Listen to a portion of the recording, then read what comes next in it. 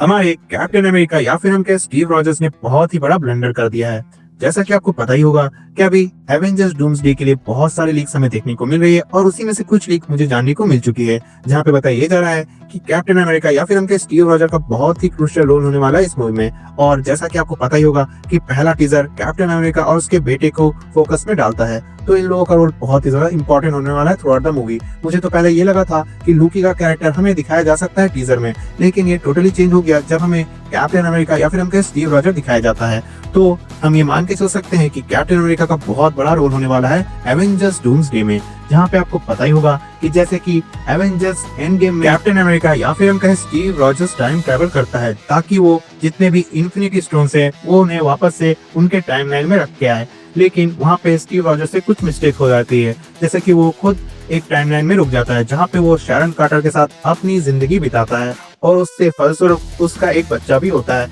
जिससे कि timeline totally disturb हो जाता है और जन्म होता है डॉक्टर डूम का, जो कि होने वाला है रॉबर्ट डाउनी जूनियर का कैरेक्टर। और इसी कारणवश डॉक्टर डूम का कैरेक्टर बॉर्न होता है और जो टाइमलाइन में डिस्टर्ब होता है उसके कारण इन्वेजन हो जाता है, जिसके कारण डॉक्टर डूम अपना वाइफ भी खो देता है और उसका बच्चा भी खो देता है। और सबसे बदला लेने के लिए वो पूरे टाइमलाइन को काउंटर करना चाहता है और इसके फलस्वरूप अपना कैप्टन अमेरिका भी उससे भिड़ेगा। अगर सही मायने में देखा जाए तो कैप्टन अमेरिका ही रियल ट्रेटर कहलाए जाएंगे, क्योंकि उन्हें मौका दिया गया था एंड गेम में कि वो सारे इन्फिनिटी स्टोन्स वापस रख करके और थॉर का हथौड़ा रख करके वापस अपने टाइमलाइन में आ जाए। लेकिन हम जानते हैं कि कैप्टन अमेरिका या फिर हम कहें स्टीव रॉजर्स ने ये काम नहीं किया, बल्कि वो एक ऐसे टाइमलाइन में रह गए जहां पे वो पेगी कार्टर के साथ अपना समय व्यतीत कर रहे थे और फलस्वरूप एक बच्चा भी जन्म लेता है, जो कि मुझे लगता है कि मेन एमसीयू का टाइमलाइन ही होने वाला है।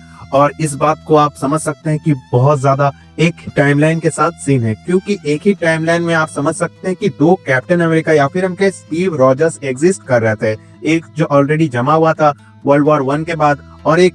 स्टीव रॉजर जो समय से पीछे आया था पेगी कार्टर के साथ समय व्यतीत करने के लिए। और उसके बाद तो हद तब हो जाती है जब सिविल वॉर में ये शैरन कार्टर को किस कर लेता है। अगर आपको नहीं पता शैरन कार्टर कौन है, तो ये पेगी कार्टर की ग्रेट नीस है। तो आप समझ सकते हैं कि ये पेगी कार्टर के साथ भी मस्ती कर चुका है और अभी इसने शैरन कार्टर के साथ भी मस्ती किया था सिविल वॉर में। तो मैं बस एक ही चीज कहना चाहता हूँ कि